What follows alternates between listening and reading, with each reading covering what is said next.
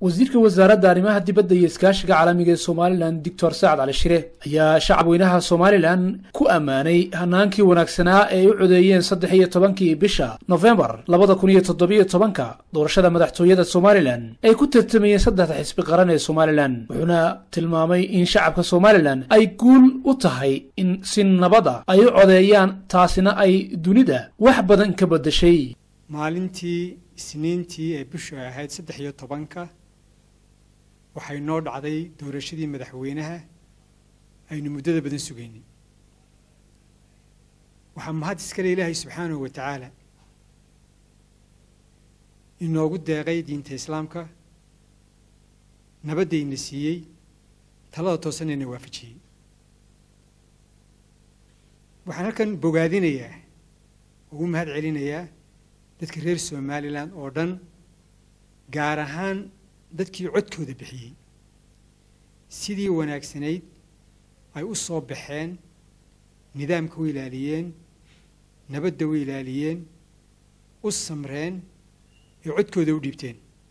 geesta kale wasiirka wasaaradda arrimaha dibadda iyo iskaashiga caalamiga Somaliland wuxuu ka hadlay korjoogayaasha ka yimid 27ka dal ee dunida iyo qoraal murtiyada ay soo saareen wuxuu tilmaamay inay markhaati cad u tahay hanaanka ay u dhacday doorashada madaxtooyada Somaliland oo uu tilmaamay wasiir Saad inay guul qarankan u tahay isla markaana ay dunidu wax badan ka bedeshay aragtida ay ka qabeen Somaliland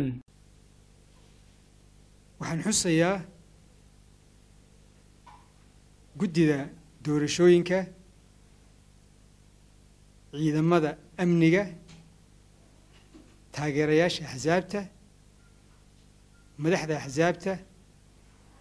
maamulada degmooyinka iyo gobollada sidii wanaagsanayd ee mid waliba uga soo baxay xilkiisii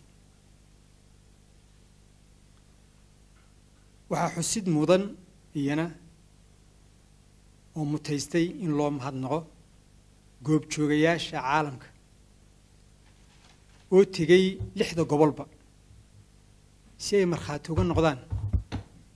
geedi socodka iyo nidaamka doorashada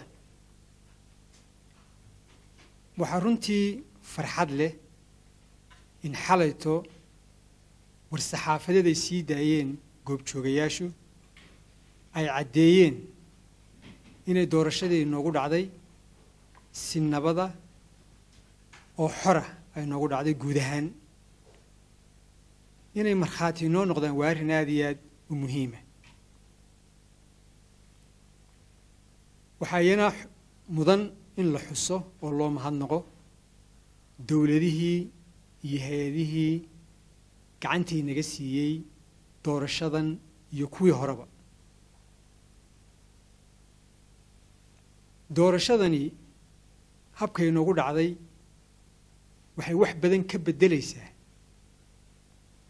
ka beddelaysaa halka caalamku uu ka taagnaa arrinkeena iyo xiriirkeena waxay muujisay bisaylka dimuqraadiyadda Somaliland waxay markhaati ka tahay qarannimadeena ayay markhaati ka tahay sidaa aawadeed waxaan ugu baaqaynaa caalamka inay tixgeliyaan rabitaanka horumarka iyo dimuqraadiyadda Somaliland oo u xaq sooraan